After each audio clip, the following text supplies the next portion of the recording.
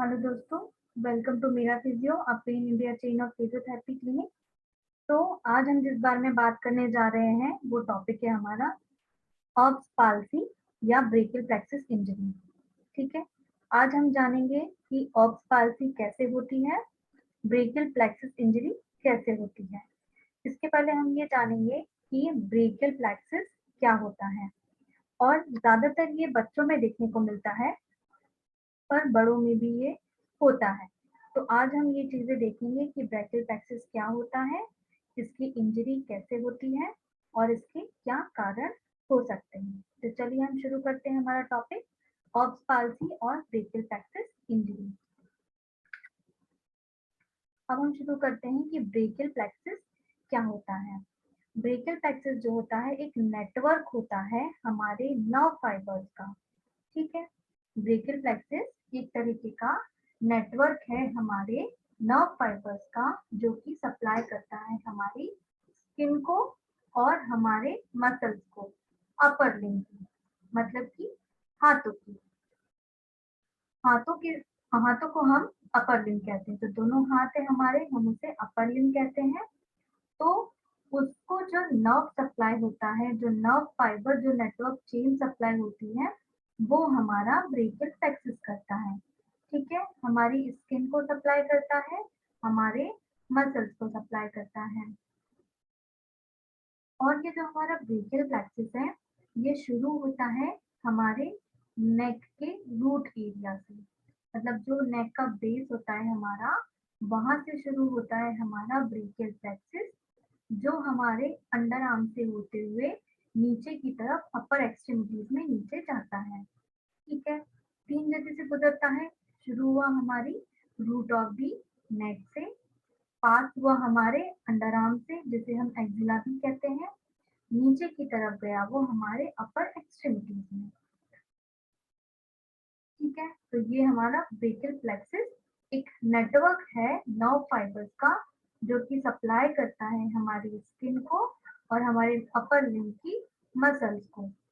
शुरुआत होती है इसकी नेक से, पास होता है ये एक्जिला से, और वहां से नीचे की तरफ जाता है हमारी अपर एक्सट्रीमिटीज में।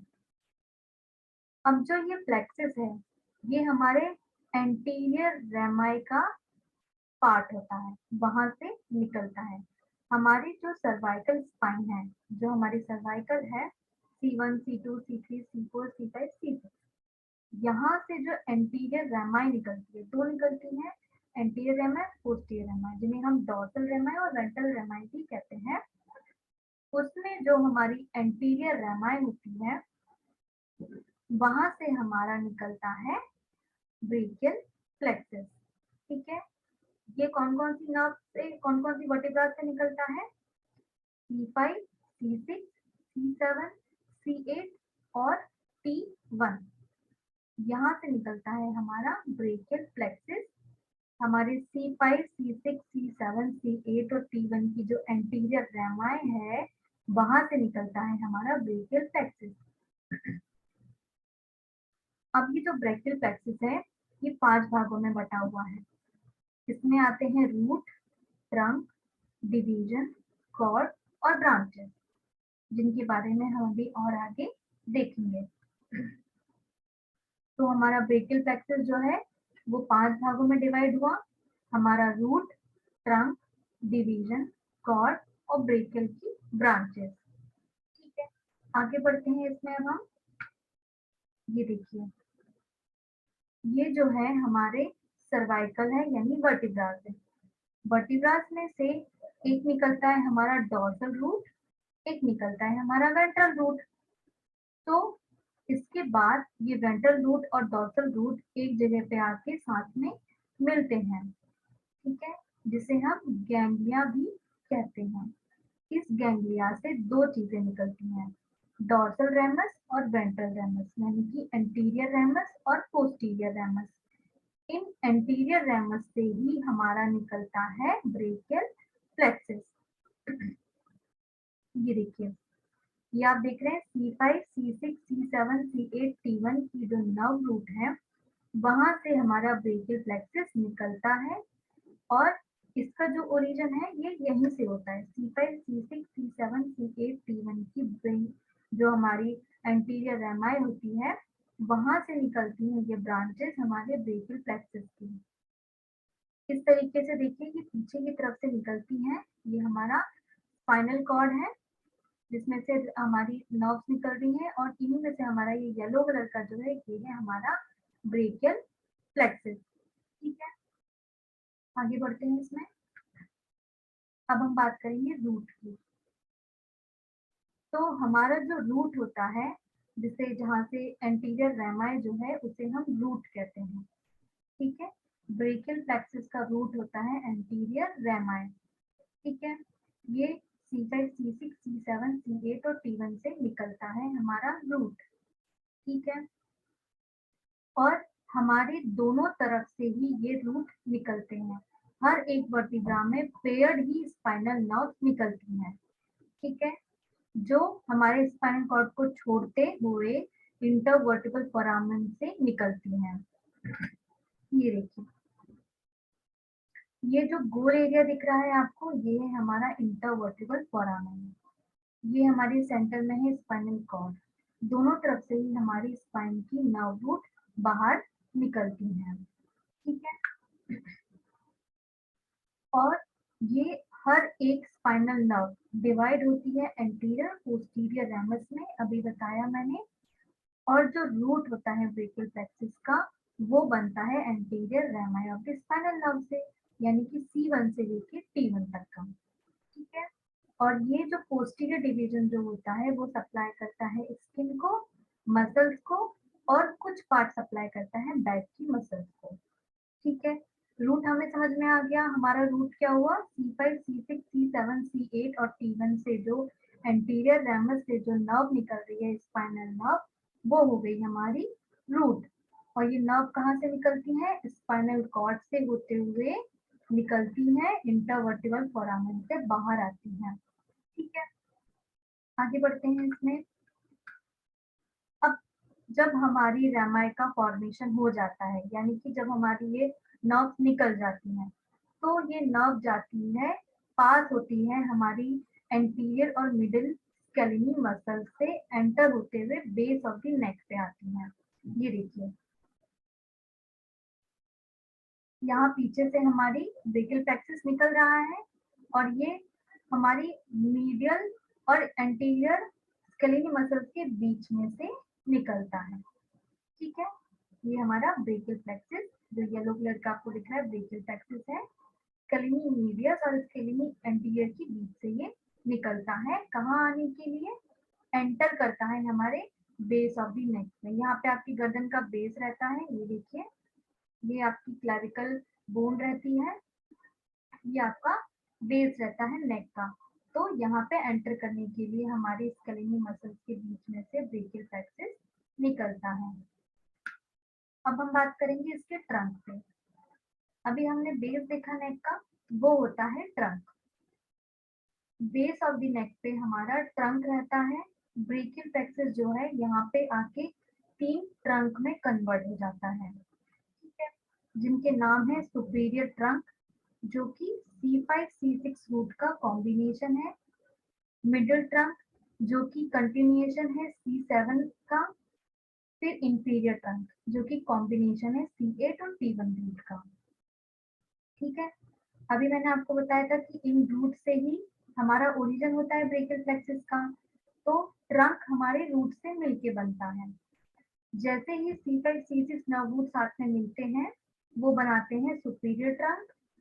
C7 कंटिन्यूअस होता है सिंगल ही, वो बनाता है मिडिल ट्रंक। और C8, T1 जो रूट है वो कंबाइन होके बनाते हैं इंफीरियर ट्रंक। अब ये जो ट्रंक है ट्रांसवर्सली, लेटरली और ट्रांसवर्सली ये क्रॉस करता है हमारे posterior triangle of the neck को। ये देखिए, ये जो साइड की हमारी गर्दन होती है इसे हम कहते हैं posterior triangle of the neck. यहाँ से हमारा निकलता है ब्रेकियल प्लेक्सस का ट्रंक। ठीक है, ये देखिए यहाँ C5, C6 ने मिलके बनाया हमारा सुपीरियर ट्रंक जिसे हम अपर ट्रंक भी कहते हैं। C7 का कंटिन्यूअस है मिडिल ट्रंक, T8 T1 ने मिलके बनाया हमारा इंफीरियर ट्रंक, जिसे हम लेटरल ट्रंक भी कहते हैं। ठीक है, ये एंटर हुए हमारे कहाँ पे, posterior triangle of the neck में। अब आगे बढ़ते हैं। अब आता है इसका डिवीजन। अब हम बात करेंगे इसके डिवीजन की। तो हर एक ट्रंक डिवाइड होता है दो ब्रांचेस में। ठीक है, posterior triangle of the neck में आके यहाँ पे दो ब्रांचेस बनती हैं हर एक ट्रंक की। जो पहला डिवीजन होता है वो जाता है एंटीरियरली, यानी कि toward the front of the body, आगे की तरफ। दूसरा जाता है posteriorly, back of the body यानी पीछे की तरफ। तो इन्हें हम एंटीरियर और पोस्टीरियर डिवीजन कहते हैं। ट्रंक डिवाइड हुआ जब वो posterior triangle of the neck में आया, यहाँ आके वो दो ब्रांचेस में डिवाइड हो गया। पहला हुआ हमारा कौन सा, हमारा पहला हुआ एंटीरियर डिवीजन, जबकि हमारे toward the front of the body है। दूसरा हुआ हमारा पोस्टीरियर डिवीजन, जो कि toward the back of the body है। इसे हमने नाम दिया, आगे की तरफ वाले को एंटीरियर डिवीजन, पीछे वाले को दिया हमने पोस्टीरियर डिवीजन। अब हमारे पास तीन एंटीरियर और तीन पोस्टीरियर नर्व फाइबर्स होते हैं। ठीक है, क्योंकि हर जगह से तीन तीन निकली है। अभी मैंने आपको ट्रंक तीन बताए थे, तो हमारे कितने डिवीजन हो गए, एंटीरियर पोस्टीरियर डिवीजन हो गए, जिसमें तीन एंटीरियर डिवीजन और तीन पोस्टीरियर नर्व फाइबर्स हैं। ठीक है, अब ये डिवीजन जो है पोस्टीरियर ट्रायंगल को छोड़ के कहाँ जाते हैं, हमारे अंडर आर्म्स में। यहाँ आके वो बनाते हैं ब्रेकियल प्लेक्सस की कॉर्ड। ठीक है, अंडर आर्म्स पे जब ये आते हैं, जिन्हें हम एक्जिला कहते हैं, यहाँ वो पोस्टीरियर ट्रायंगल छोड़ के आते हैं एक्जिला में, अंडर आर्म्स में। यहाँ पे वो बनाते हैं ब्रेकियल प्लेक्सस की कॉर्ड। ये देखिए, ये अंडर आर्म्स होता है हमारा, ये यहाँ से मूव होते हुए हमारे अंडर आर्म्स में आके यहाँ पे बनाते हैं वो कॉर्ड, ब्रेकियल प्लेक्सस की कॉर्ड बनाते हैं। अब हम बात करेंगे कॉर्ड्स के बारे में कि कॉर्ड्स क्या होती हैं। तो हमारा जो एंटीरियर पोस्टीरियर डिवीजन होता है, जब वो एंटर होता है एक्सिला में, तो वो मिलके बनाते हैं तीन कॉर्ड, जिनके नाम है लेटरल कॉर्ड। पहला वाला होता है लेटरल कॉर्ड। ठीक है, लेटरल कॉर्ड मिलके बनता है anterior division of the superior trunk और anterior division of the middle trunk. अभी मैंने आपको बताया था तीन ट्रंक बनते हैं, सुपीरियर ट्रंक, मिडिल ट्रंक और इंफीरियर ट्रंक। दो डिवीजन हुए, एंटीरियर डिवीजन और पोस्टीरियर डिवीजन। तो यहाँ पे आके कॉर्ड बने कितने, तीन कॉर्ड बने। ठीक है, तो पहला कॉर्ड हुआ लेटरल कॉर्ड। लेटरल कॉर्ड किससे मिलके बना हुआ है, anterior division of the superior trunk और anterior division of the middle trunk. अब हमारा पोस्टीरियर कॉर्ड, पोस्टीरियर कॉर्ड किससे मिलके बना है, पोस्टीरियर डिवीजन होता है सुपीरियर ट्रंक उससे, और मिडिल ट्रंक के पोस्टीरियर डिवीजन से, और इंफीरियर ट्रंक के पोस्टीरियर डिवीजन से। यहाँ मिलके बना हमारा पोस्टीरियर कॉर्ड। अब आता है हमारा मिडिल कॉर्ड। मिडिल कॉर्ड किससे बन के बनता है, anterior division of the inferior trunk और कुछ मेजर ब्रांचेस ब्रेकियल प्लेक्सस की है, यहाँ से निकलती हैं, उनसे मिलके बनता है। ठीक है, ये देखिए, ये हमारा रूट C5 C6 ने मिलके एक ट्रंक बनाया, सुपीरियर ट्रंक। C7 कंटिन्यूस रहता है, मिडिल ट्रंक। C8 C1 ने मिलके बनाया इंफीरियर ट्रंक। अब हमारा क्या हुआ, डिवीजन, एंटीरियर और पोस्टीरियर डिवीजन। तो जो हमारा ट्रंक का डिवीजन हुआ, उसमें क्या बना हमारा cord, lateral cord. Lateral cord किस किस से मिलके बना है, हमारा सुपीरियर ट्रंक से मिलके और मिडिल ट्रंक से बनके। ठीक है, ये क्रॉस हो रहा है एरिया। तो हमारा डिवीजन किससे मिलके बना, सुपीरियर ट्रंक से मिलके बना लेटरल कॉर्ड और मिडिल ट्रंक से मिलके बना हमारा लेटरल कॉर्ड। फिर इसके बाद हमारा जो पोस्टीरियर कॉर्ड है वो किससे मिलके बना, सुपीरियर ट्रंक से, मिडिल ट्रंक से और इंफीरियर ट्रंक से। फिर इसके बाद आया हमारा मिडिल ट्रंक। मिडिल ट्रंक किससे बन के बना है? सिर्फ इंफीरियर ट्रंक से मिलके बना है। ठीक है, तो ये कॉर्ड हो गई। अब इन कॉर्ड से क्या निकली? हमारी ब्रांचेस निकली। लेटरल कॉर्ड से मस्कुलोक्यूटेनियस ब्रांचेस निकली और मीडियन नर्व निकली। ठीक है, पोस्टीरियर कॉर्ड से एक्सिलरी नर्व निकली, मीडियन नर्व निकली और रेडियल नर्व निकली। मीडियल कॉर्ड से अल्नर नर्व निकली और मीडियन नर्व निकली। ये जो हमारी ब्रांचेस हैं यही सप्लाई करती है हमारे स्किन को और हमारे मसल्स को, और यही सेंसेशन कैरी करने का भी काम करती है। अब हम बात करेंगे ब्रांचेस के बारे में। ठीक है, अब एक्जिला में क्या होता है? ब्रांचेस निकलना शुरू हो जाती हैं। ये तीनों कॉर्ड मिलके 5 ब्रांचेस को जन्म देती हैं। ठीक है, तो ये जो ब्रांचेस हैं ये मसल्स और स्किन में प्रेजेंट रहती है और उनको सप्लाई करती हैं। अब हम देखेंगे हर एक नर्व के बारे में। अब हम हर एक नर्व के बारे में क्यों देख रहे हैं? क्योंकि ब्रेकियल प्लेक्सस की इंजरी में और पाल्पी की इंजरी में ये नर्व का सप्लाई ही उनको डिफॉर्मिटी में डाल देता है। मसल्स डिफॉर्म हो जाती हैं और सप्लाई बंद हो जाता है, इसलिए इन नर्व को जानना जरूरी है। अब सबसे पहला आता है मस्कुलोक्यूटेनियस नर्व। इसकी रूट है C5, C6 और C7। ये देखिए C5, C6, C7 रूट से मिलके बना है मस्कुलोक्यूटेनियस नर्व। अब हर एक नर्व का 2 फंक्शन होता है, मोटर फंक्शन मसल्स को सप्लाई करना, सेंसरी फंक्शन सेंसेशन कैरी करना। तो जो मोटर फंक्शन है, तो जो मस्कुलोक्यूटेनियस नर्व है वो मोटर सप्लाई करती है हमारी ब्रेकियालिस मसल को, बाइसेप्स ब्रेकियाई को और कोरोकोब्रेकियालिस मसल्स को। सेंसेशन जो है इसका जो लेटरल क्यूटेनियस ब्रांच होती है, मस्कुलोक्यूटेनियस की भी ब्रांच है, जिसमें पहली है लेटरल क्यूटेनियस ब्रांच जो कि हमारे फोरआर्म को सप्लाई कर रही है सेंसेशन, और lateral half of the anterior forearm यानी कि लेटरल साइड में आधे फोरआर्म को, और कुछ छोटा सा पार्ट जो है वो पीछे की तरफ के फोरआर्म को भी सेंसेशन सप्लाई करता है। ठीक है, ये देखिए मस्कुलर क्यूटेनियस जो है हमारी C5, C6, C7 का जो नर्व रूट है उससे मिलके बनी है हमारी मस्कुलर क्यूटेनियस नर्व। अब आती है हमारी एक्सिलरी नर्व। एक्सिलरी नर्व का नर्व रूट है C5 और C6।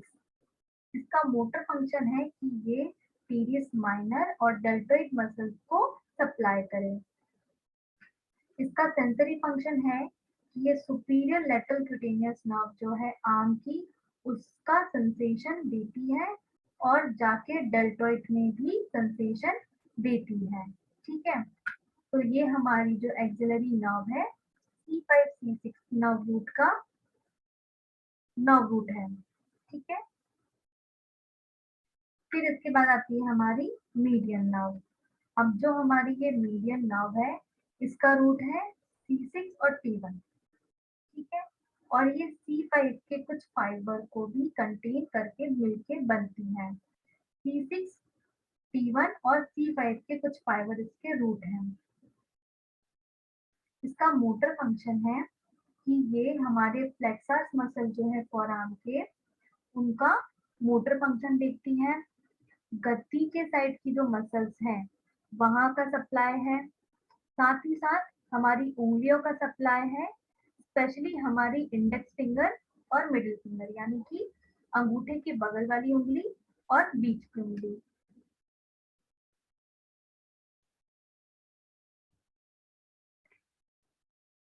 अब आता है हमारा सेंसरी फंक्शन। सेंसरी फंक्शन ये इसकी जो पामर कुटेनियस ब्रांच है वो हमारे गद्दी को सप्लाई करती है, और इसकी जो डिजिटल क्यूटेनियस ब्रांच है वो हमारी आधी फिंगर्स को और लेटरल की तरफ की फिंगर्स को सेंसरी सप्लाई करती है। साथ ही साथ हमारी गद्दी में पूरी तरफ से एंटीरियर साइड की जो गद्दी है, जो मुलायम एरिया है, वहां पे ये सेंसेशरी सप्लाई इसका रहता है। ठीक है, ये हमारी मीडियन नर्व हुई।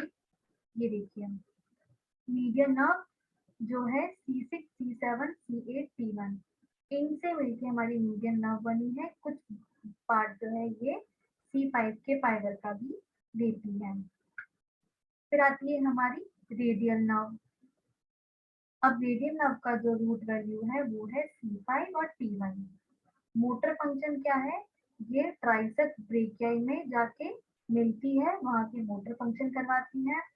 हमारे फोरआर्म के पीछे के कंपार्टमेंट का भी ये मोटर फंक्शन करवाती है, स्पेशली हमारे कलाई और फिंगर का एक्सटेंसर मसल जो है उनका। ठीक है, अब इसका सेंसरी फंक्शन है कि ये posterior aspect of the arm का सप्लाई करती है, फोरआर्म का सप्लाई करती है, और हाथ में पीछे की तरफ और लेटरल साइड की तरफ का सेंसेशन कैरी करती है।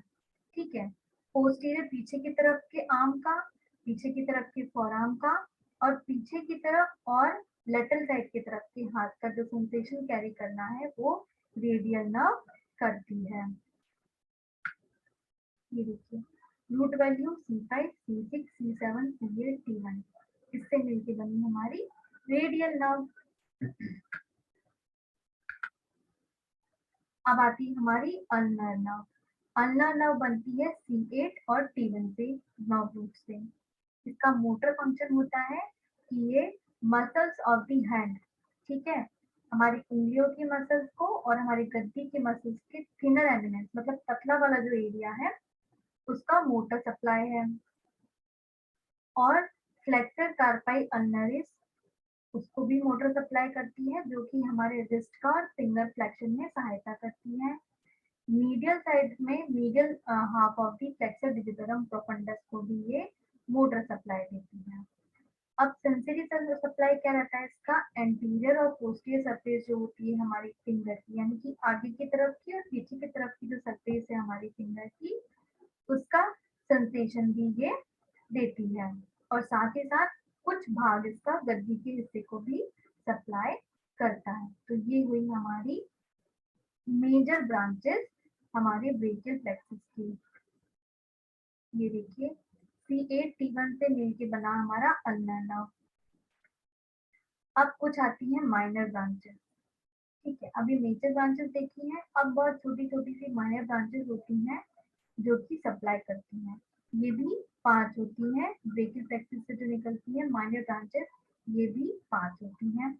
अब इनके बारे में हम देखते हैं। ठीक है, अब इनका रूट है डॉर्सल स्कैपुलर नर्व और लॉन्ग थोरेसिक नर्व। दो नर्व है, डॉर्सल स्कैपुलर नर्व और लॉन्ग थोरेसिक नर्व। इनका ट्रंक है सुप्रा स्कैपुलर नर्व और नर्व टू सबक्लेवियन। ठीक है, सुप्रा स्कैपुलर नर्व और नर्व टू सबक्लेवियन जो है इसका ट्रंक है।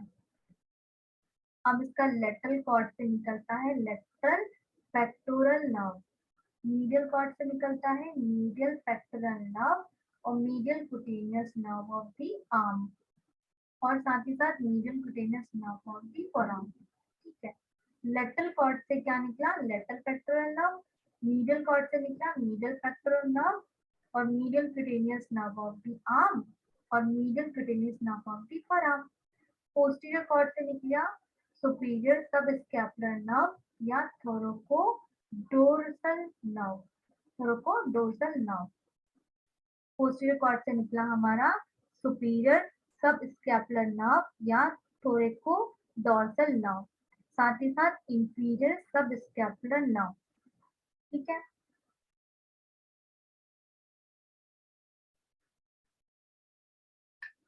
तो जो ये 5 जो हमारी माइनर ब्रांचेस हैं वो है डॉर्सल स्कैपुलर नर्व और लॉन्ग थोरेसिक नर्व, जो कि हर जगह पे आके ट्रंक पे आके नर्व सप्लाई करती है suprascapular nerve, nerve to subclavian, और इनकी कॉर्ड के अकॉर्डिंग ये उसमें डिवाइड हो गई है। तो ये हमारे ब्रेकियल प्लेक्सस की माइनर ब्रांचेस हैं।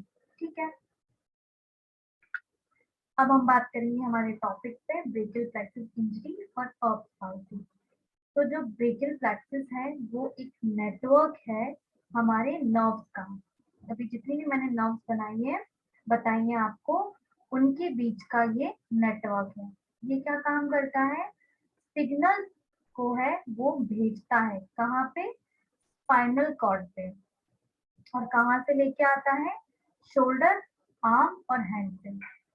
ठीक है, ब्रेकियल प्लेक्सिस एक नर्व फाइबर्स का नेटवर्क है जिसका काम है सिग्नल्स लेके आना, कहाँ तक, स्पाइनल कॉर्ड से, कहाँ से लेके आना, शोल्डर से, आर्म से और हैंड से। ठीक है, तो ब्रेकियल प्लेक्सिस जो इंजरी होती है ये तब होती है जब ये जो नर्व्स हैं वो स्ट्रेच हो जाएं या कंप्रेस हो जाएं। कुछ कुछ केसेस में ये आपस में अलग हो जाएं, टूट जाएं, तब कंडीशन बनती है आपकी ब्रेकियल प्लेक्सिस इंजरी या अर्ब्स पाल्सी। जो बहुत अगर माइनर सी ब्रेकियल प्लेक्सिस इंजरी हुई है तो वो एक चुभने जैसा और जलन जैसा ही एक स्वभाव दिखाती है। ठीक है, अगर बहुत ज्यादा माइनर सी इंजरी अगर हो गई है ब्रेकियल प्लेक्सिस की तो वो एक चुभने जैसा और जलन जैसा उसका सिम्टम रहता है। और ये सबसे ज्यादा उनमें देखने को मिलती है जो कॉन्टेक्ट स्पोर्ट खेलते हैं, जैसे कि फुटबॉल, जिसमें ज्यादा कांटेक्ट होता है स्पोर्ट्स में, स्पोर्ट्स प्लेयर में, ये ज्यादातर उनमें देखने को मिलती है।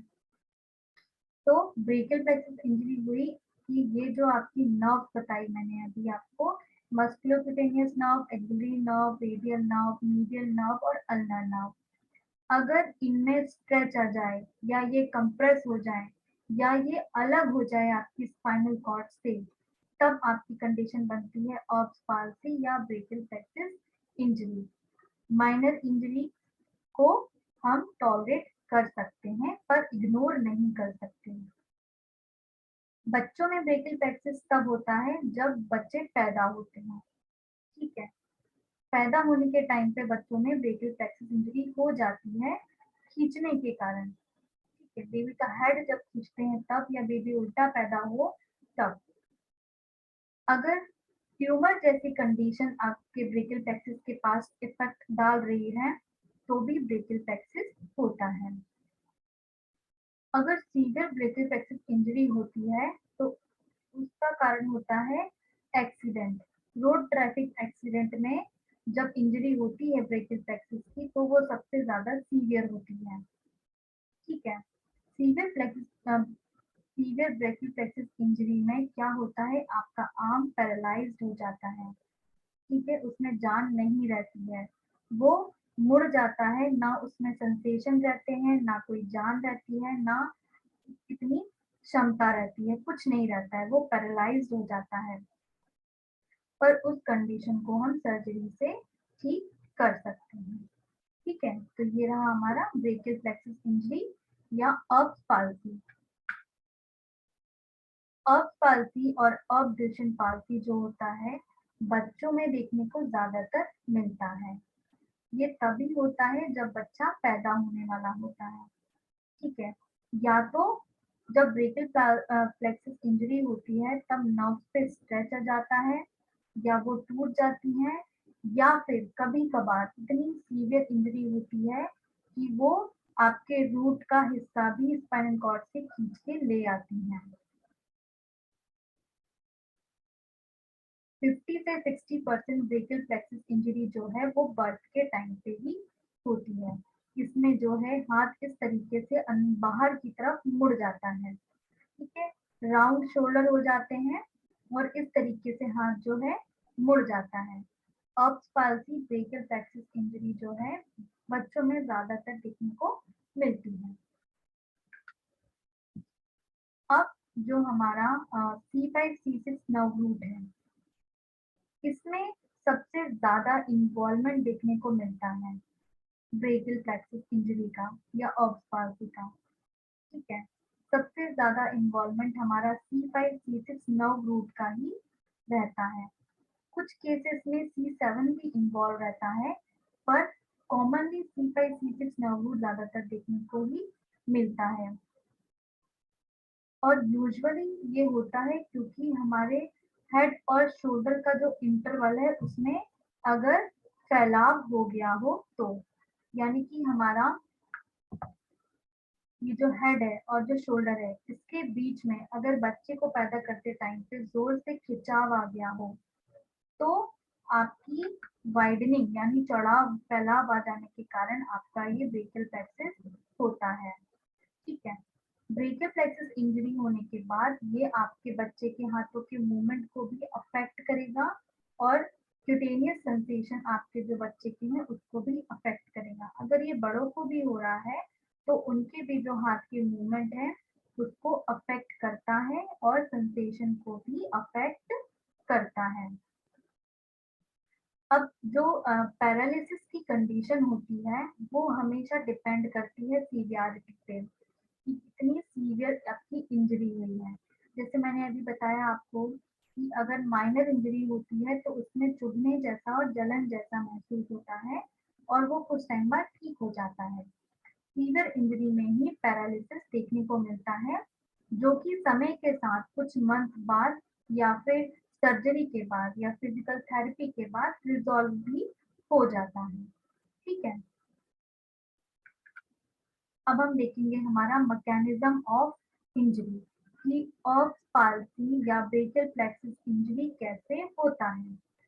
सबसे ज्यादा कॉमन जो है ऑफ पाल्सी का कॉज या मैकेनिज्म ऑफ इंजरी वो ये है कि हमारा लेटरल ट्रैक्शन या स्ट्रेचिंग जो है बहुत ज्यादा हो गई है बच्चे के सर और गर्दन के बीच में, अपोजिट डायरेक्शन में। अपोजिट डायरेक्शन में अगर बच्चे के गर्दन और नेक के बीच में बहुत ज्यादा लेटरल ट्रैक्शन या स्ट्रेचिंग आ गई है, तब उसके शोल्डर में डायस्टोसिया हो जाता है। ठीक है, और हमारी जो ब्रेकियल प्लेक्सस है वो खिंच जाती है। ठीक है, अगर आपका लेटरल ट्रैक्शन जो है वो बहुत ज्यादा हो गया है बच्चे के हेड और नेक के बीच में, तो ये कंडीशन बनती है। अब ये शोल्डर डायस्टोसिया क्या होता है? शोल्डर डायस्टोसिया मतलब होता है कि बच्चे का जो शोल्डर है वो माँ की पीठ की हड्डी यानी प्यूबिक बोन की हड्डी में अगर अटक गई है तो, अगर बच्चे की जो शोल्डर है अगर वो माँ के जो बैकबोन है जो स्पाइन है उसमें अगर अटक गई है, तब क्या होता है, डॉक्टर प्रेशर लगा के बच्चे की गर्दन को खींचता है बाहर की तरफ। उस टाइम पे बच्चे के कंधे और गर्दन के बीच में डिस्टेंस आ जाता है, फैलाव आ जाता है। और अगर उस टाइम पे उसने अपोजिट डायरेक्शन में बच्चे को खींच दिया तो ब्रेकियल प्लेक्सस इंजरी या अब पाल्सी बच्चे को हो जाती है। ठीक है, और ये उनमें भी ज्यादातर देखने को मिलता है जिन बच्चों में जो डिलीवरी है वो हेड की तरफ से हो, यानी कि हेड बाहर निकला है। कॉमन जो इंजरी मतलब कॉमन जो बच्चे पैदा होते हैं वो हेड की तरफ से ही होते हैं, पर अगर मदर थक गई है तब वो पुश नहीं कर पाती है, इतना प्रेशर क्रिएट नहीं कर पाती है, तो बच्चे पे क्या है, फोर्स लगता है बाहर की तरफ से। ठीक है, तो वो बच्चा क्या होता है, डेविएट हो जाता है उसके एक्सियल प्लान से। एक्सियल प्लान होता है किसी भी चीज के बीच में से जो एक रेखा खींच दी जाए, तो उसे हम एक्सियल प्लान कहते हैं।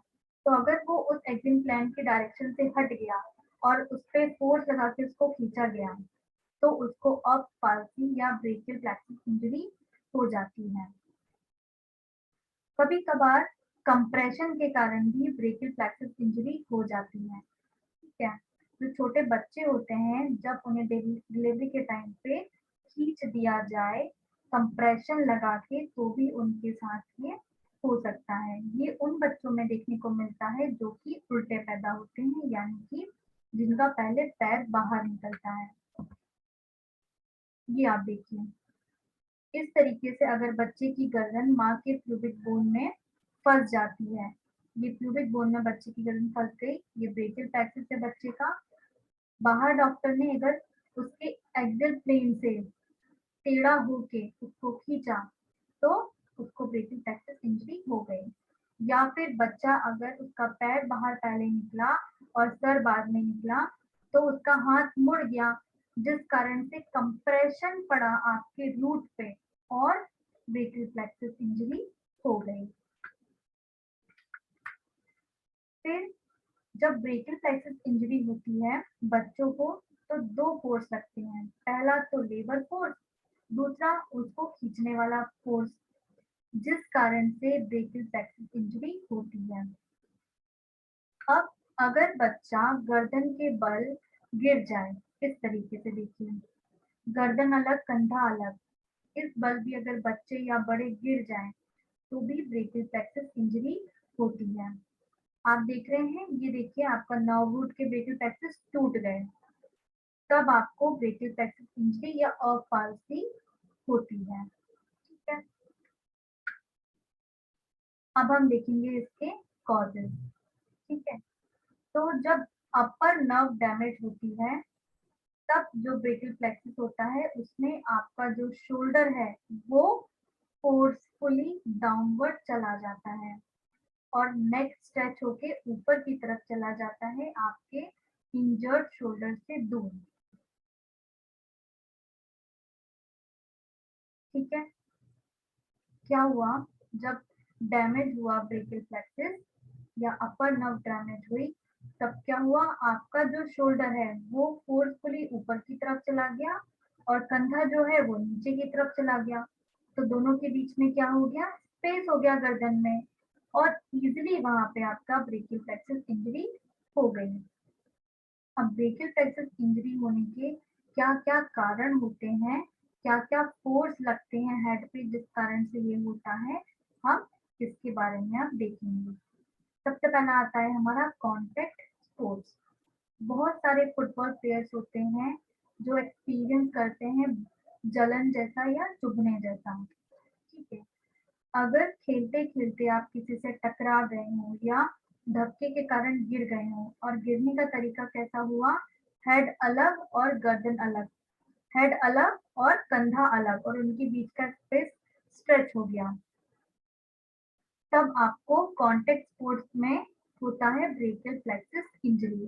ठीक है, ये सबसे ज्यादा फुटबॉल प्लेयर्स में देखने को मिलता है। ठीक है, फुटबॉल प्लेयर्स में अगर धक्का लग गया या दो लोग आपस में टकरा गए और गिर गए, तब अगर आपकी गर्दन और कंधे के बीच में स्पेस आ गया और आप गिर गए, तब ब्रेकियल प्लेक्सस इंजरी आपको हो सकती है। दूसरा होता है डिफिकल्ट बर्थ। न्यूबॉर्न्स में ब्रेकियल प्लेक्सस इंजरी सबसे ज्यादा होती है। अगर बच्चे का वेट बहुत ज्यादा हो, या बच्चा उल्टा पैदा हुआ हो, या बहुत लंबे समय तक उसको मदर को लेबर पेन बना हुआ हो और बच्चा बाहर नहीं निकल रहा हो। ठीक है, या फिर बच्चे का जो शोल्डर है वो, बच्चे की जो बर्थ कैनाल होती है, जिसे हम नाभि से जुड़ी होती है, माँ की नाभि से और बच्चे की नाभि से जो एक कॉर्ड जुड़ी हुई होती है, अगर बच्चे का शोल्डर उसमें फंस गया हो और उसी के साथ बच्चे का बर्थ हो गया हो, तब बच्चे का शोल्डर उस कैनाल के साथ खिंच जाता है, अटक जाता है, जिस कारण से उसको पाल्सी हो सकती है। और यही फैक्टर भी है जो कि बढ़ाते हैं चांसेस ब्रेकियल प्लेक्सिस होने के। ठीक है, अगर बच्चे का वेट बहुत ज्यादा है, या उल्टा पैदा हुआ है बच्चा, या बहुत टाइम तक मदर को लेबर पेन बने हुए हैं और बच्चा बाहर नहीं आ रहा है, तो बच्चे को ब्रेकियल प्लेक्सिस हो सकता है। या फिर बच्चे का जो नाभि का जो कैनाल है, जो बर्थ कैनाल है, वो उसके शोल्डर में अटक गया हो तो। फिर होता है ट्रॉमा, या फिर आपको कोई ट्रॉमा हुआ हो, जैसे कि आपका रोड ट्रैफिक एक्सीडेंट हो गया हो मोटरसाइकिल से, या बुलेट लग गई हो, या आप गिर गए हो, तो उस कारण से भी आपको ब्रेकियल प्लेक्सिस इंजरी हो सकती है। रोड ट्रैफिक एक्सीडेंट में ज्यादातर ये देखने को नहीं मिलता है, बट ये कॉन्टेक्ट स्पोर्ट्स में और डिफिकल्ट बर्थ में ये ज्यादातर देखने को मिलता है। कभी कभार ऐसा होता है कि कुछ लोग मोटरसाइकिल चलाते टाइम वन साइड अगर गिर गए और उनका जो कंधा है वो नीचे रह गया और गर्दन ऊपर आ गई, तो उनके गर्दन में स्पेस क्रिएट हो गया, एक स्ट्रेच क्रिएट होगा। उस स्ट्रेच ने क्या किया, ब्रेकियल प्लेक्सिस को इंजर्ड कर दिया। ठीक है, ये देखिए, इस तरीके से आपका बच्चा बाहर नॉर्मली निकलता है। पर अगर आपकी मदर की जो है प्यूबिक बोन यहाँ अटक गई कंधे के पास, तो जब बेबी को बाहर खींचा गया तो उसने क्या किया, यहाँ पे स्ट्रेच क्रिएट किया। एक फोर्स लग रहा था मदर की प्यूबिक बोन का, दूसरा बाहर आपके गायनेकोलॉजिस्ट ने फोर्स लगा के उसको खींचा, तो बीच में क्या हुआ, स्ट्रेच आ गया, जिस कारण से बच्चे को ब्रेकियल प्लेक्सस इंजरी या ऑस्टियोआर्थ्राइटिस हो सकता है या हो गया है। अगर बच्चा उल्टा पैदा हो गया है तो इस तरीके से देखिए, एक कंप्रेशन फोर्स लग गया, ठीक है, जिससे आपका ब्रेकियल प्लेक्सस इंजरी हुआ। फिर आता है ट्यूमर या कैंसर ट्रीटमेंट।